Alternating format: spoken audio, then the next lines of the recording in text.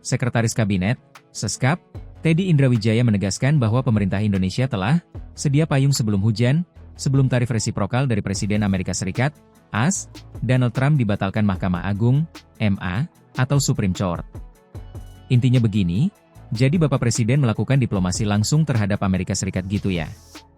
Intinya kita Indonesia siap dalam menghadapi segala kemungkinan yang terjadi, ujar Teddy di Washington DC, AS, Sabtu, 21 Februari 2026. Teddy menyampaikan, sebelum ada keputusan Supreme Court, RI sudah negosiasi dengan AS, dari tarif 32% menjadi 19%. Lalu, setelah ada pembatalan ini, Teddy berpandangan ada kemungkinan tarifnya malah menurun lagi. Setelah ada Supreme Court kemarin ya tentunya dari 19% menjadi 10% itu secara hitung-hitungan lebih baik gitu ya, ucapnya. Tapi intinya pada prinsipnya, Indonesia siap dengan segala kemungkinan yang akan terjadi, oke?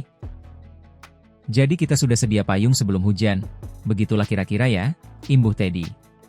Produk unggulan RI ke AS harus tetap 0% Menteri Koordinator, Menko, Bidang Perekonomian Airlangga Hartarto menjelaskan bahwa Indonesia telah meminta AS untuk tetap memberlakukan tarif impor 0% bagi produk unggulan asal Indonesia, sebagaimana tercantum dalam Kesepakatan Agreement on Reciprocal Tariff, ART. Permintaan itu Airlangga sampaikan usai Mahkamah Agung, MA. AS membatalkan kebijakan tarif darurat yang diberlakukan sejak tahun lalu.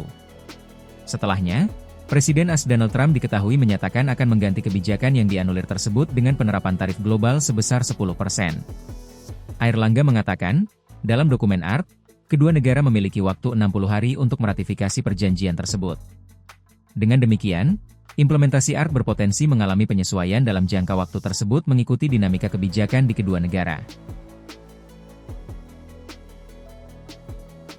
Menimbang situasi tersebut, Airlangga kemudian menyebut Indonesia membuka opsi penerapan tarif impor sebesar 10% secara umum, tetapi tetap meminta pembebasan tarif untuk komoditas unggulan seperti kopi, kakao, dan produk agrikultur lainnya seperti tertuang di dokumen ART.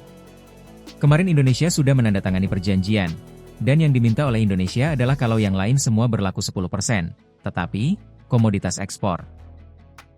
Yang sudah diberikan 0% itu kita minta tetap, ujar Airlangga di Washington DC, AS, Sabtu, 21 Februari 2026. Selain sektor agrikultur, pemerintah juga meminta AS mempertahankan tarif impor 0% untuk industri unggulan seperti tekstil dan pakaian jadi sesuai kesepakatan ART. Airlangga menjelaskan, secara hukum, Indonesia masih berpeluang menikmati pembebasan tarif tersebut karena kebijakan tersebut tercantum dalam perintah Presiden, Executive Order, yang berbeda dari aturan yang dibatalkan MAAS.